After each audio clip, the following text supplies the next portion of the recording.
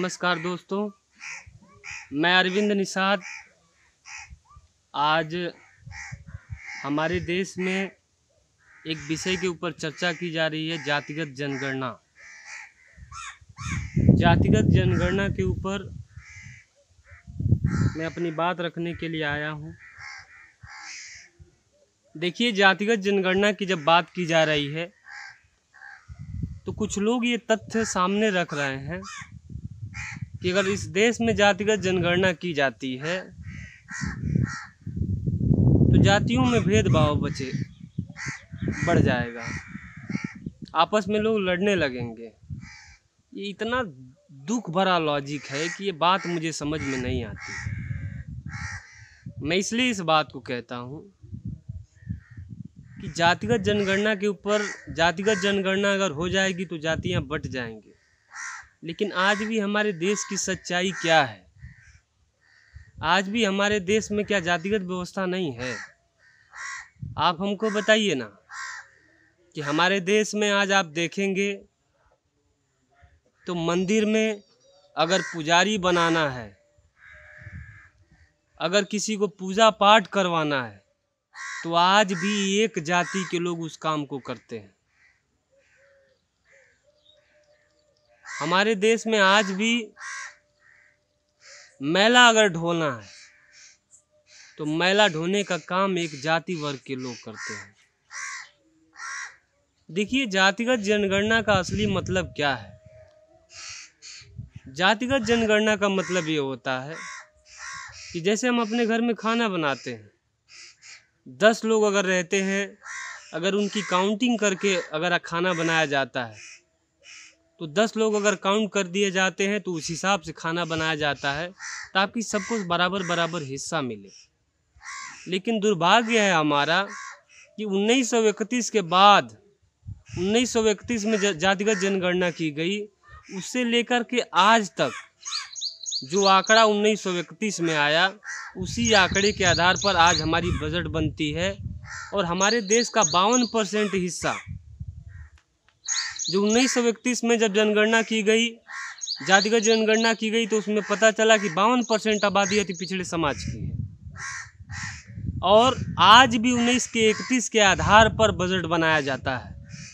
आप बताओ, 1931 से लेकर के आज तक कम से कम 90-100 साल का समय बीत गया। क्या इसमें समाज की आबादी नहीं बढ़ी होगी? लेकिन अंदाजे पे बजट बनाया जाता है।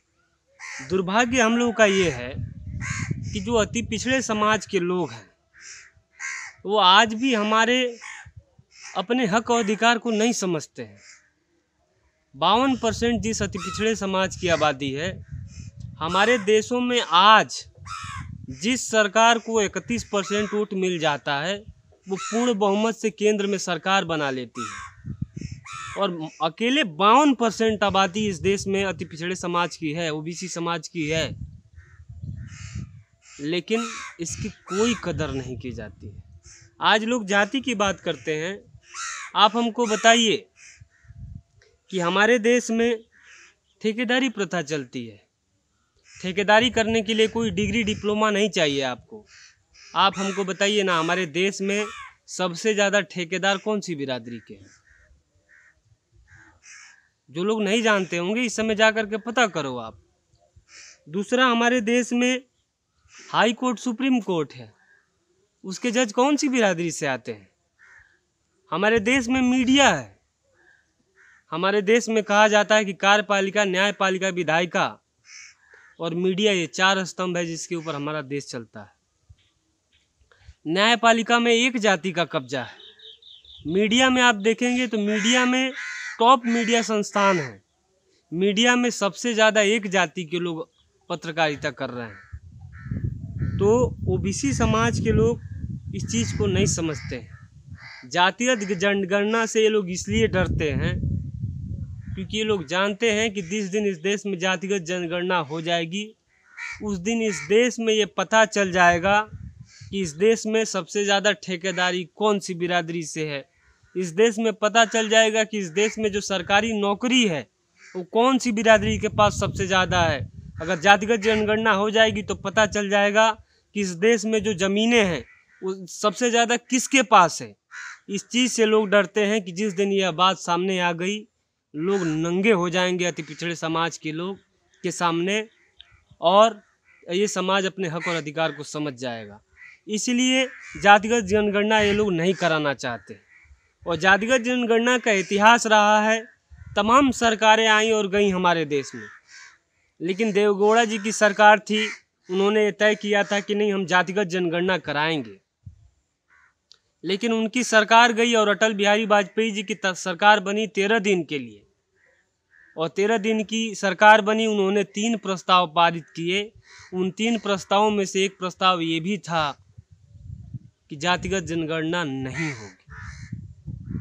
तो मैं आप लोगों के बीच में इसीलिए आया हूँ कि जातिगत जनगणना को आप लोग समझिए, और जो ये ओबीसी समाज के लोग हैं, मैं ख़ास तौर से उनसे कहना चाहता हूँ कि आप लोग अपनी आवाज़ को बुलंद करिए। आने वाले समय में यह सरकार जातिगत जनगणना कराना चाहती है, जिसमें ओबीसी का कॉलम ही नहीं रखा गया है।